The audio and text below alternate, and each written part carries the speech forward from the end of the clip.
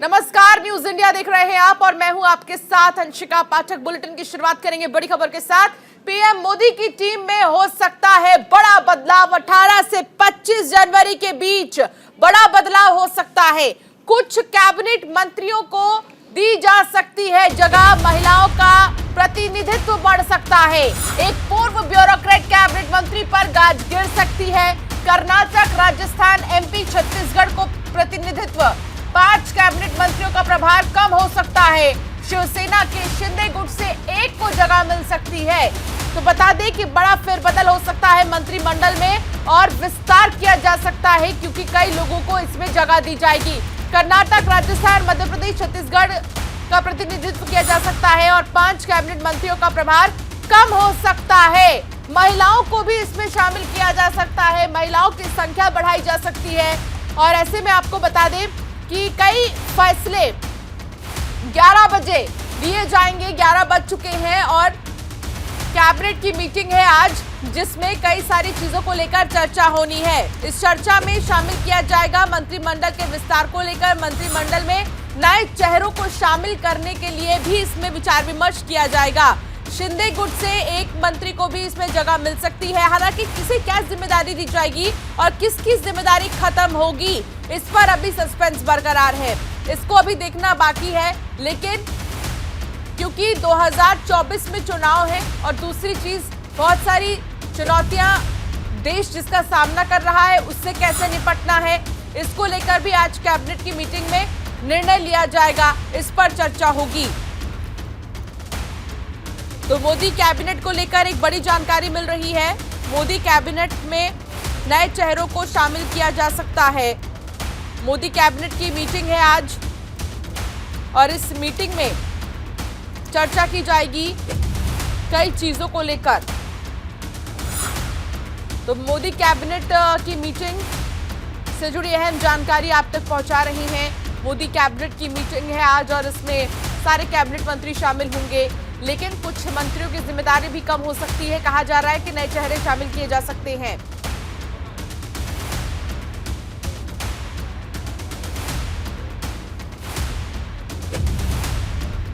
तो मोदी कैबिनेट की मीटिंग बेहद अहम है और इस मीटिंग के मद्देनजर आपको बता दें कि कई फैसले लिए जा सकते हैं। कई अहम निर्णय मोदी कैबिनेट में लिया जा सकते हैं। कोरोना का जो प्रकोप है वो भी देखने को मिल रहा है। कोरोना की वजह से बहुत सारे देश ऐसे हैं जो सरवाइव कर रहे हैं और इसको देखते हुए ही कई फैसले लिए जा सकते हैं। मेहुल जाला वरिष्ठ सहयोगी मेरे साथ जुड़ गए हैं। मेहुल, क्या जानकारी आपके पास है कैबिनेट को लेकर? क्योंकि बहुत सारे बदलाव किए जाएंगे कैबिनेट में, कहा जा रहा है नए चेहरों को मौका दिया जा सकता है। क्या जानकारी आपके पास इसको लेकर?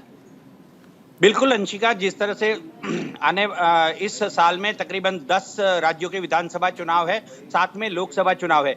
मोदी 2.0 का ये अंतिम रीशफल होगा कैबिनेट का। जिस तरह से देखा जा रहा है कि जो नॉन परफॉर्मिंग मंत्री हैं उनको बाहर किया जा सकता है। संगठन में बड़े बदलाव आएंगे। कहीं ना कहीं ये लगता है कि जिस तरह से लोकसभा चुनाव की तैयारियां हैं, ये एक 10 राज्यों के विधानसभा चुनाव को लेकर जिस तरह से ये अंतिम फेरबदल होगा मोदी कैबिनेट का, ये 18 से 25 जनवरी के बीच होना है।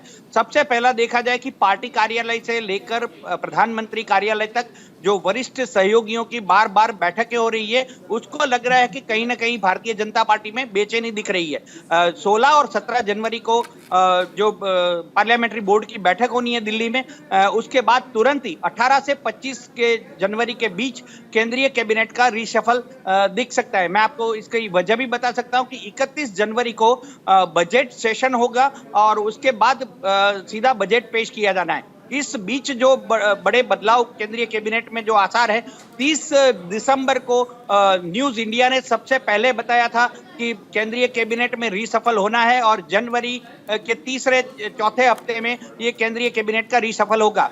जो जानकारी हमने साझा की है हमारे दर्शकों के लिए कि शिंदे गुट से एक को जगह केंद्रीय कैबिनेट में मिल सकती है, साथ ही साथ महिलाओं का प्रतिनिधित्व भी बढ़ सकता है। अब तक जिस प्रकार से केंद्रीय कैबिनेट में जो सुचारू रूप से काम चल रहा था, उसमें नॉन परफॉर्मिंग जो मंत्री होंगे उनको बाहर का रास्ता दिखाया जा सकता है या उनको कैबिनेट के अलावा संगठन में जगह दी जा सकती है। सबसे अहम और बड़ी बात यह है कि गुजरात में 156 विधानसभा सीट जीतकर जिस तरह से भारतीय जनता पार्टी ने गुजरात नहीं केवल बल्कि देश भर में जो एक मॉडल प्रस्थापित किया है चुनावी जीत का, उसका श्रेय जिनको दिया गया है, प्रधानमंत्री खुद मोदी ने CR पाटिल जो प्रदेश अध्यक्ष है उनको ये श्रेय दिया था। और इसको लेकर कई चर्चाएं ये है कि JP नड्डा का कार्यकाल 23 जनवरी को खत्म हो रहा है। इस जगह पर CR पाटिल, चंद्रकांत रुगनाथ पाटिल को वहां पर कोई बड़ा ओहदा दिया जा सकता है। ये हो सकता है कि उनको पार्टी प्रेसिडेंट भी केंद्रीय बीजेपी का बनाया जाए। ये चर्चा भी काफी तेज है, पर कुल मिलाकर जो देखा जाना है 18 जनवरी से 25 जनवरी गुजरात तक में प्रचंड जीत भी भारतीय जनता पार्टी ने हासिल की है। ऐसे में उम्मीदें गुजरात से भी नेताओं को होंगी कि क्या दबदबा इस बार मोदी मंत्रिमंडल में गुजरात का होगा।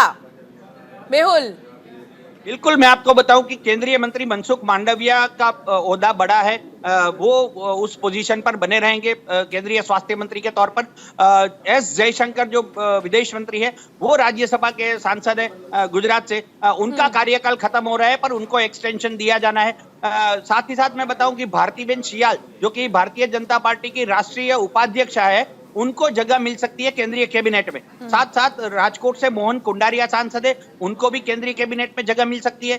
बात रही दर्शना जरदोश जो कि सूरत के सांसद है और केंद्रीय मंत्री है रेल विभाग में, राज्यसभा मंत्री, उनको देवसी चौहान जो कि संचार मंत्री है उनको, और जो महेंद्र मुंज पर है सुरेंद्रनगर से सांसद है वो भी केंद्रीय मंत्री है। इन तीनों को कहीं ना कहीं बाहर का रास्ता दिखाया जा सकता है, ऐसी बड़ी अटकलें हैं। ठीक है, बहुत बड़ी एक्सक्लूसिव जानकारी आप पहुंचा रहे दर्शकों तक। मेहुल, बहुत शुक्रिया तमाम जानकारी साझा करने के लिए। और अब बात होगी राजस्थान की, जहां राजस्थान में आयकर विभाग ने बड़ी कार्रवाई की है। नशे के कारोबारियों पर IT की रेड।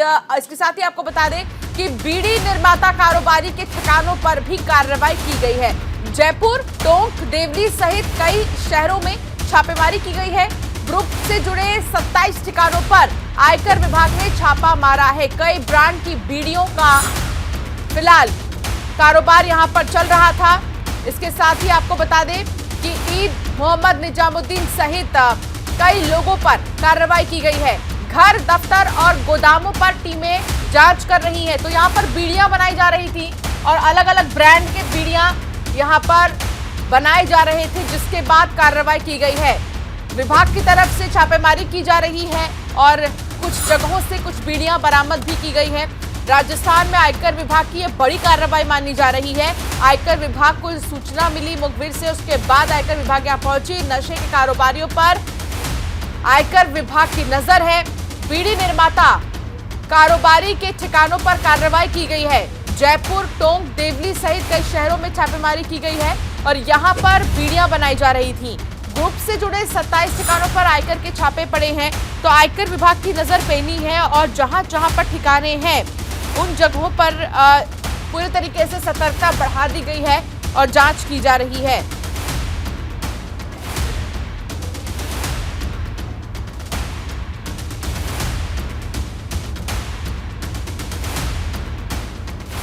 तो नशे के कारोबारियों पर IT की रेड, इसके साथ ही बीड़ी निर्माता कारोबारी के ठिकानों पर कार्रवाई की जा रही है। जयपुर, टोंक, देवली सहित कई शहरों में छापेमारी की जा रही है।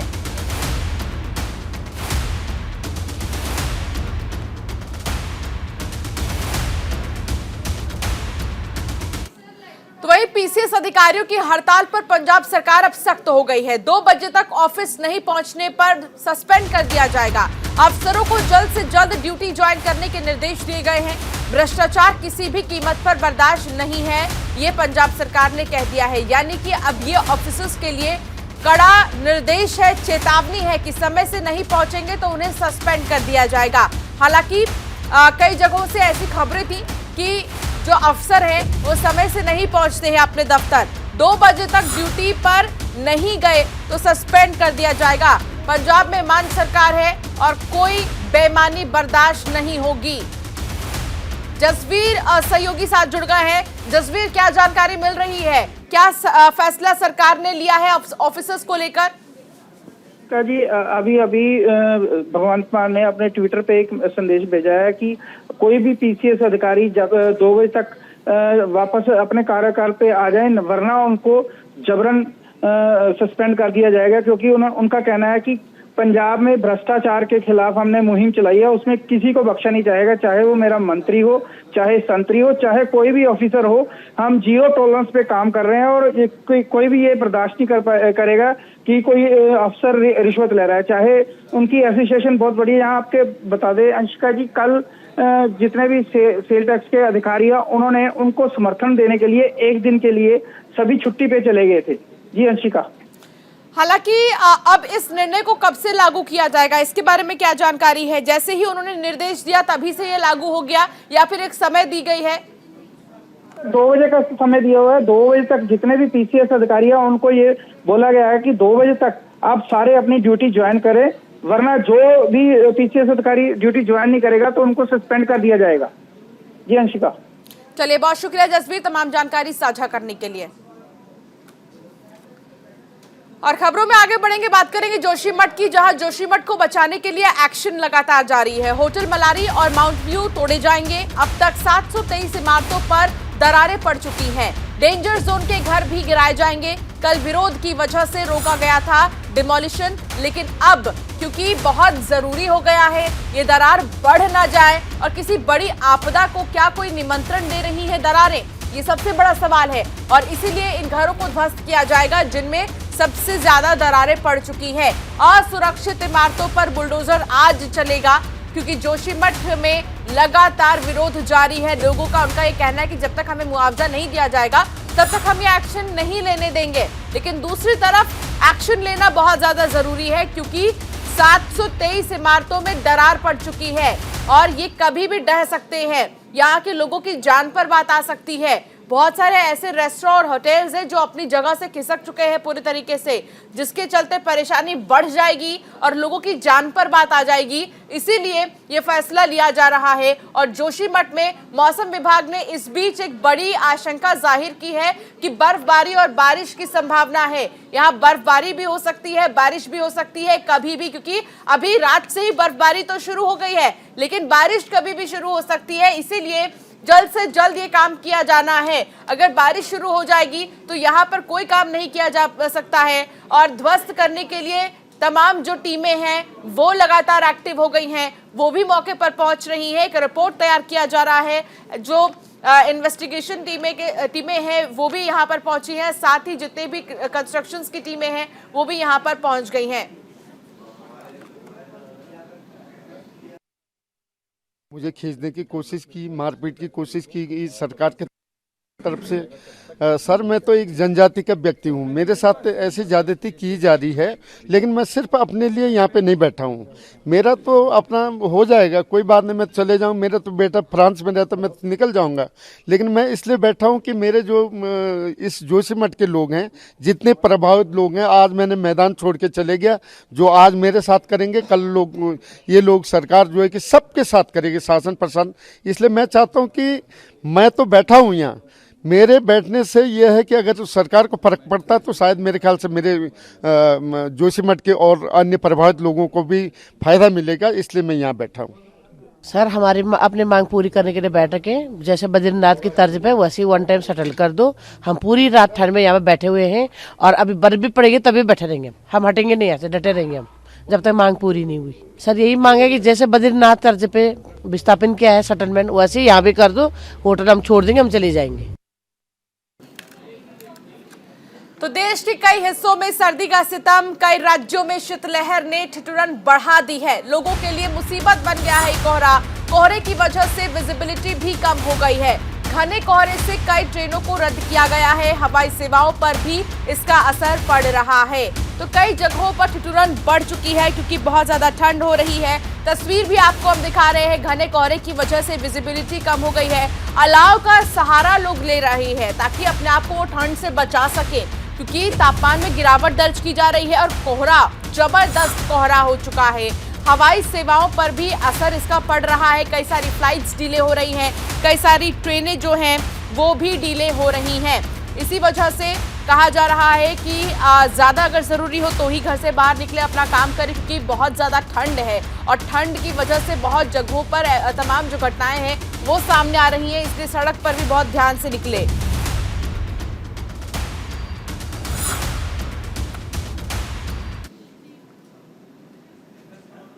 तो अब ये 6 तस्वीर आपको दिखा रहे हैं। दिल्ली, श्रीनगर, आगरा, वाराणसी और इटावा, भटिंडा की तस्वीर आपको दिखा रहे हैं, जहां पर बहुत ज्यादा ठंड हो रही है और ऐसे में शीतलहर की वजह से लोगों की परेशानी तो बढ़ गई है, लेकिन अलाव का सहारा ले रहे हैं लोग और अलाव का सहारा लेकर ही यहां पर ठंड से बच रहे हैं।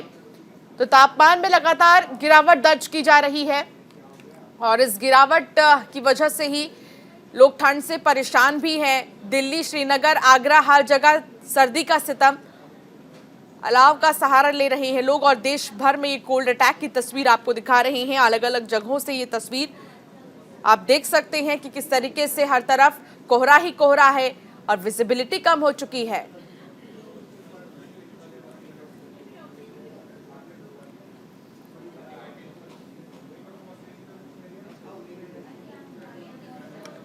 यूपी के बरेली में एक साधु की गला रेतकर निर्मम हत्या कर दी गई है। साधु का शव लहूलुहान हालत में शमशान भूमि के कमरे में मिला है। साधु के शरीर पर धारदार हथियार से वार किए गए हैं। एसपी देहात राजकुमार अग्रवाल ने घटनास्थल का जायजा लिया। फिलहाल पुलिस ने शव को पोस्टमार्टम के लिए भेज दिया है और मामले की जांच में जुट गई है।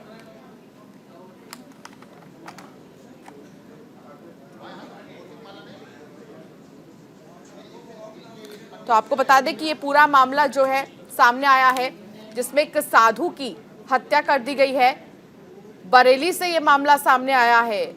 गला रेतकर साधु की हत्या की गई है। शमशान भूमि पर जो शव है वो साधु का मिला है, लेकिन किस बात को लेकर हत्या की गई अभी इस चीज का खुलासा नहीं हुआ है। बरेली में साधु की निर्मम हत्या से इलाके में दहशत का माहौल है। गला रेतकर साधु की हत्या की गई है। शमशान भूमि में शव मिला है। बरेली में साधु की निर्मम हत्या की गई।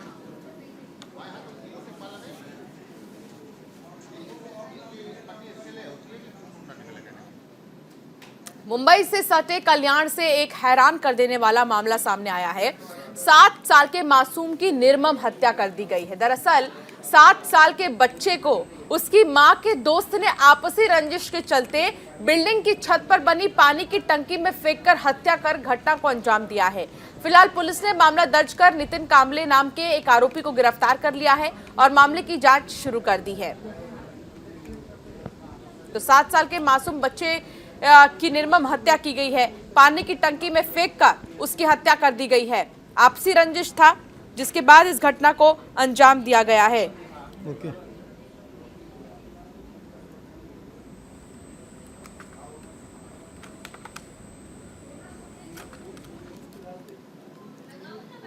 हरियाणा के कुरुक्षेत्र में पुलिस ने डॉक्टर वनिता मर्डर की गुत्थी सुलझाई है। पुलिस ने मामले में 5 आरोपियों को गिरफ्तार भी किया है। आरोपियों से 4 देसी कट्टे, 1 पिस्टल और 1.5 लाख नकदी बरामद की है। ये भी बता दें कि सोमवार देर रात अतुल अरोड़ा के घर लूट की मंशा से 5 व्यक्ति घुसे। उनकी पत्नी विनीता से मुठभेड़ हो गई, जिस दौरान विनीता का बेरहमी से कत्ल कर दिया गया। पुलिस अधीक्षक के अनुसार 4 आरोपी कैथल जिला में, एक आरोपी यूपी के अलीगढ़ का बताया जा रहा है। आरोपियों की जांच परेड होगी और सीन रिक्रिएट कराया जाएगा।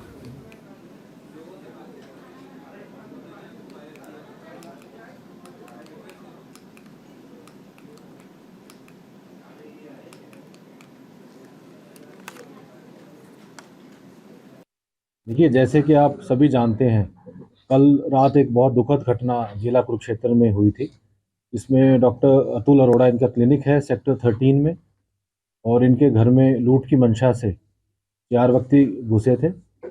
और इस लूट के दौरान जो है डॉक्टर वनीता अरोड़ा जो उनकी वाइफ थी, उनका कत्ल भी किया गया, और साथ साथ घर से काफ़ी मात्रा में कैश और ज्वेलरी को लूट के वहाँ से चारों व्यक्ति फरार हो गए।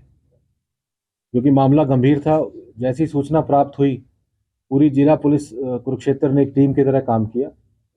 सभी अधिकारी वहाँ स्पॉट विजिट किया, जो जो एविडेंस कलेक्ट हो सकते हैं वो सभी एविडेंस कलेक्ट किए गए। एक व्यक्ति को, कुल 5 व्यक्तियों को अरेस्ट किया गया है, जिसमें से एक अभी घायल है। इन 5 को जो है कल कोर्ट में पेश किया जाएगा। भारत में नए कोरोना केस में गिरावट देखी जा रही है। हालांकि कोरोना महामारी का खतरा अभी कम नहीं हुआ है। स्वास्थ्य विभाग ने लोगों को नियमों का पालन करने की अपील की है, लेकिन ताजनगरी आगरा में कोरोना नियमों का पालन नहीं किया जा रहा है। आगरा के जिला अस्पताल में इलाज के लिए बड़ी संख्या में लोग पहुंचते हैं, लेकिन लोग मास्क का प्रयोग नहीं कर रहे। उनका कहना है कि अब कोरोना का प्रभाव कम हो गया है।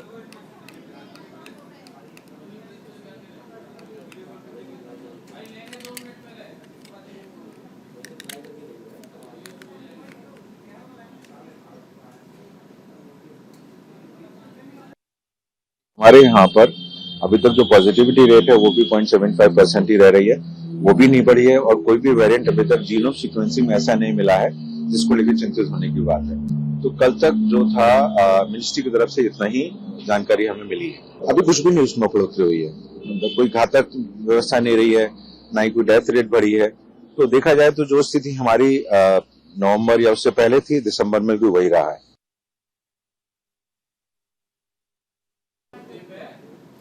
तो बिना मास्क के लोग घूम रहे हैं। कोरोना का जो खौफ है वो बढ़ता जा रहा है। सोशल डिस्टेंसिंग का भी पालन नहीं किया जा रहा।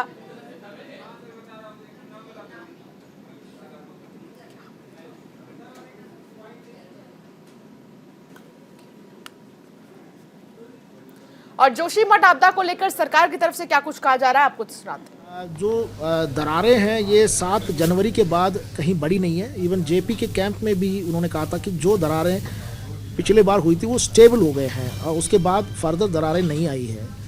तो अब मैं एक्सपर्ट तो नहीं हूँ, आपके सहयोग के लिए एक एक्सपर्ट यहाँ पर हमारे director Uttarakhand space application centre है, और बेसिकली क्वालिफिकेशन इनका जियोलॉजिस्ट है, बहुत लंबे अनुभव वाले जियोलॉजिस्ट है डॉक्टर बिष्ट।